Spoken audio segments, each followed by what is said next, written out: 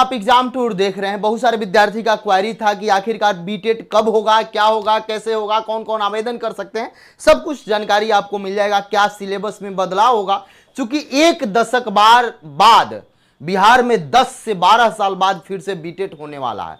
बहुत लोग ये बता रहे हैं कि बीटेट केवल कंप्यूटर शिक्षक का होगा, नहीं, सभी के लिए होगा। और ये एक बात आप समझ लें, ऐसा नहीं है कि जो सीटेट को लेकर जो सुप्रीम कोर्ट में विवाद चल रहा है उसी सब को लेते ध्यान में रखते हुए बीटेट का आयोजन किया जा रहा है। इस बात को आप समझिए। बहुत सारे लोग आपको यह जानकारी देंगे कि बीटेट कंप्यूटर शिक्षक बहाली को लेकर, ऐसा कोई बात नहीं है। कंप्यूटर शिक्षक बहाली तो एक बहाना है। बहाली ये इसलिए कि बार बार कोई मामला सुप्रीम कोर्ट तक न जाए। कई ऐसे राज्य हैं जहां पे सीटेट को बैन कर दिया गया है, केवल वहां के अपना स्टेट होता है, वहां का स्टेट लेवल का टेट होता है, उसके बाद वो लोग करते हैं। लेकिन बिहार इसमें नहीं करा रहा था, बिहार प्रत्येक साल नहीं करा रहा था। अभी आप राजस्थान में चले जाइए तो राजस्थान में जब 1.5 लाख भर्ती की बात आ रही है तो वहां रीटेट होगा। तो बिहार भी अब अपना बीटेट कराएगा। इस बात को आप समझ ले। बहुत सारे लोगों के मन में ये होगा कि आखिरकार हम अन्य स्टेट के हैं तो हम आवेदन कर सकते हैं कि नहीं, सब कुछ बताएंगे। दूसरा बात यह है कि इसमें बीटेट कराने से मैक्सिमम समस्या का समाधान हो जाएगा।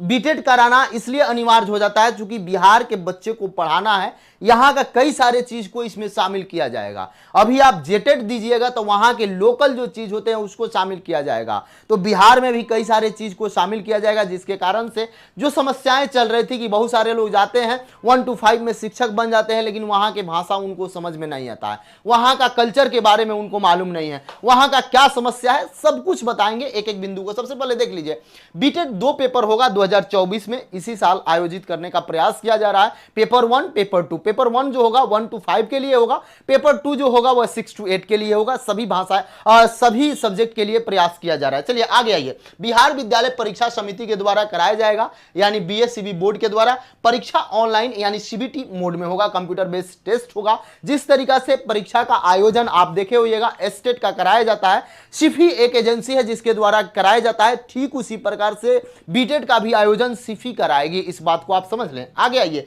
पेपर 1 to 5 के लिए, पेपर 2 6 to 8 के लिए। दूसरा देखिएगा, कुल आपका 150 अंक का कराया जाएगा, यानी 150 का होगा। कुल प्रश्न 150 रहेंगे, कुल अंक भी 150 रहेगा। कोई निगेटिव मार्किंग नहीं होगा, एक प्रश्न 1 अंक के लिएगा, कोई निगेटिव नहीं होगा। आवेदन शुल्क की बात करिएगा तो यदि आप जनरल से आते हैं और केवल पेपर 1 आपको देना है तो 960 रुपया लगेगा। पेपर 2 अप्लाई करना है, दोनों पेपर, यदि आप बीएड है दोनों पेपर कर रहे हैं तो आपको 1440 रुपया लगेगा। यदि आप केवल डीएलएड है पेपर 1 कर रहे हैं तो आपको केवल और केवल 960 रुपया लगेगा। यदि आप ईडब्ल्यूएस से हैं तो आपको भी 960 रुपया होगा। दोनों पेपर डालना है तो 1440 होगा। अब बहुत सारे लोग हमसे पूछेंगे कि दोनों पेपर हम कैसे डाल सकते हैं, तो जिनके पास डीएलएड है वह 6 to 8 में भी डालते हैं, 1 to 5 में भी डालते हैं, उनके लिए मैं दोनों पेपर बोल रहा हूं। बाकी जो केवल बीएड है वह 6 to 8 के लिए भरेंगे, पेपर 2 के लिए। आगे आइए। बीसी वाले हैं, इनको भी 960 रुपया लगेगा एक पेपर के लिए, दोनों के लिए 1440 रुपया। ईबीसी वाले हैं, इनको भी 960 रुपया, 1440 रुपया दो पेपर। एससी हैं, एसटी हैं, दिव्यांग हैं और महिला हैं।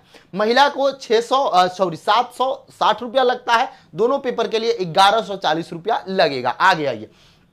आगे देखिएगा, यदि आयु की बात करिएगा तो जनरल जो विद्यार्थी हैं, जनरल में पुरुष जो है उनको 37 वर्ष चाहिए, जनरल में जो महिला है उनको 40 वर्ष चाहिए, ईडब्ल्यूएस में जो पुरुष है उनको 37 वर्ष चाहिए, ईडब्ल्यूएस में जो महिला है उनको 40 वर्ष चाहिए। बीसी की बात करिएगा तो महिला पुरुष दोनों को 40 वर्ष होता है। ईबीसी की बात करिएगा तो महिला पुरुष दोनों का 40 वर्ष होता है। यहाँ पे एससी महिला पुरुष 42 वर्ष होता है, एसटी महिला पुरुष 42 वर्ष होता है। इस बात को आप समझ लेंगे। यानी कि जनरल का जो आयु सीमा 37 वर्ष है उसमें ओबीसी ईबीसी को 3 वर्ष का छूट मिलता है, और जो एससी एसटी वाले हैं उनके लिए 5 वर्ष का छूट मिलता है। जो दिव्यांग वाले हैं उनको भी 5 वर्ष का, दिव्यांग यहाँ पे मैं छोड़ दिया हूं, उनका भी 42 वर्ष हो जाएगा, उनको भी छूट मिलता है। चलिए आगे आइए। यहाँ पे देखिएगा, नेक्स्ट आप थोड़ा सा ध्यानपूर्वक देखिए। आगे आइएगा।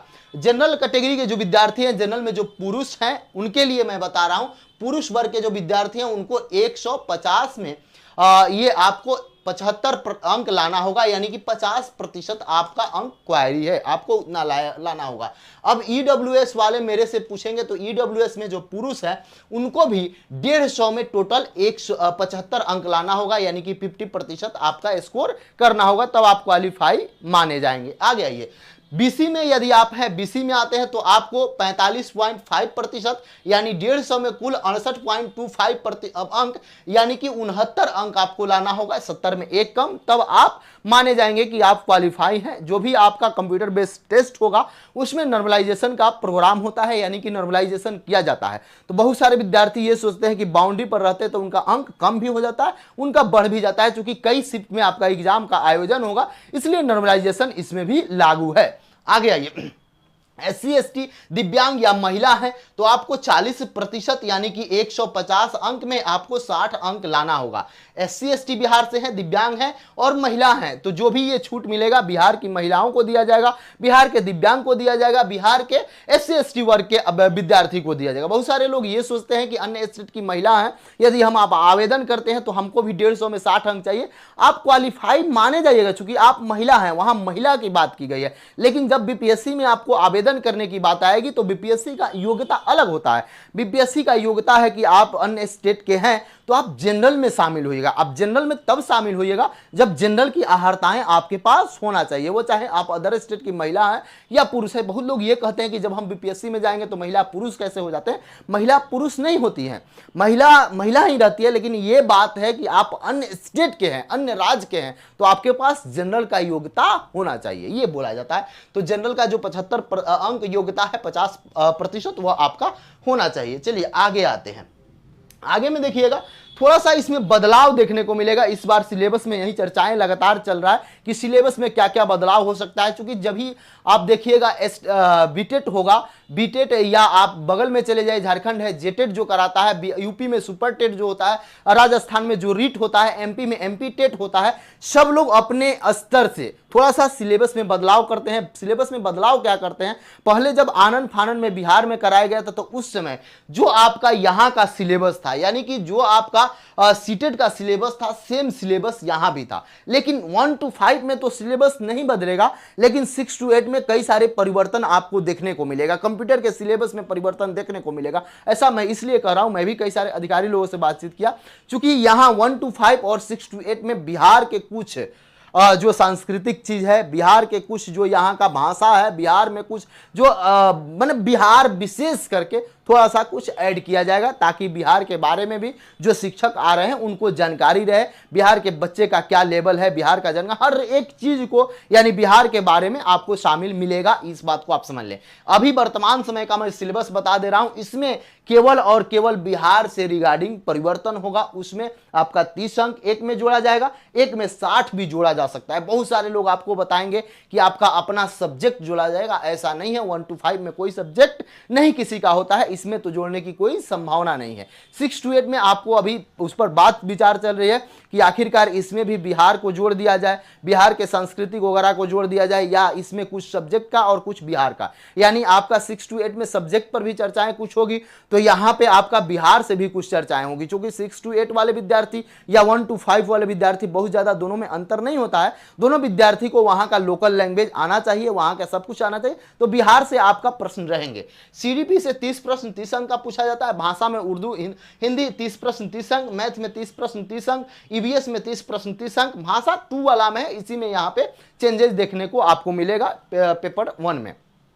सेम यहाँ आइएगा, सीडीपी में 30 में 30 अंक, भाषा में 30 में 30 अंक, मैथ्स में ये 30 है। उसके बाद मैथ्स और साइंस वाले जो होंगे उनके लिए 60-60 अंक कर दिया जाएगा, टोटल 150 का होगा। लेकिन यहाँ पे 2 चीज आपको चेंजेस देखने को मिलेंगे। ईवीएस तो रहेगा, लेकिन भाषा 2 वाला जो प्रश्न है इसमें क्या किया जाएगा, बिहार से रिगार्डिंग कुछ प्रश्न डाले जाएंगे, ताकि बिहार के बारे में जो शिक्षक हैं 6 to 8 1 to 5 इनको जानकारी रहे, यहाँ के बिहार के स्पेशल। आगे आइएगा, अब थोड़ा सा ध्यान दीजिए। बहुत सारे लोग कह रहे हैं कि क्या ये जो आवेदन होगा टीआरई 4 में ये विद्यार्थी शामिल होंगे, तो टीआरई 4 में आप लोगों को शामिल किया जाएगा, यानी बीपीएससी टीआरई का जो 4 का एग्जाम है 4.0 का, इसमें आपको शामिल किया जाएगा। इससे पहले पूरा प्रक्रिया समाप्त कर ली जाएगी। अभी आपसे मैं बता दूं, लगभग इसमें 5 से 7 लाख विद्यार्थी शामिल होंगे, दोनों पेपर मिलाकर 5 से 7 लाख विद्यार्थी शामिल होंगे।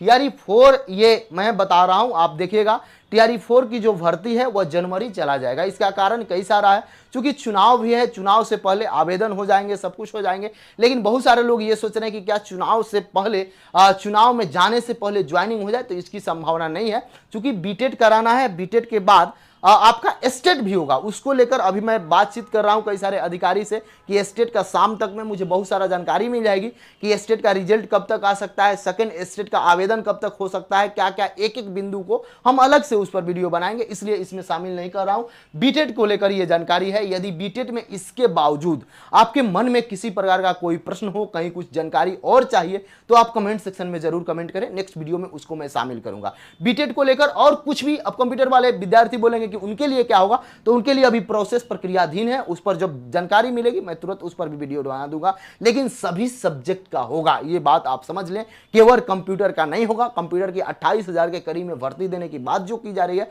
जब आप उस दिन देखिएगा तो उसमें प्रायोजित किया जा रहा है कि 28,000 जो है 22,000 के आसपास या 20,000 के आसपास कुछ ऐसे विद्यालय हैं जहां पे कंप्यूटर शिक्षक की अत्यंत जरूरी है, जहां पे 50 विद्यार्थी नहीं है, उस तरह का विद्यालय भी चयन किया जा रहा है ताकि वहां पे एक शिक्षक हो सके। तो इन सारे चीज को लेकर जब देखिएगा तो लगभग 27 से 28,000 पहुंच जा रहा है। लेकिन प्रथम फेज है, तो इसमें कितना वैकेंसी ऐड किया जाएगा ये बात की बात है, ये सब कुछ अपडेट आएगा, उस पर मैं जानकारी आपको दे दूंगा। आप कमेंट सेक्शन में जरूर कमेंट करें। जय हिंद, जय भारत, जय।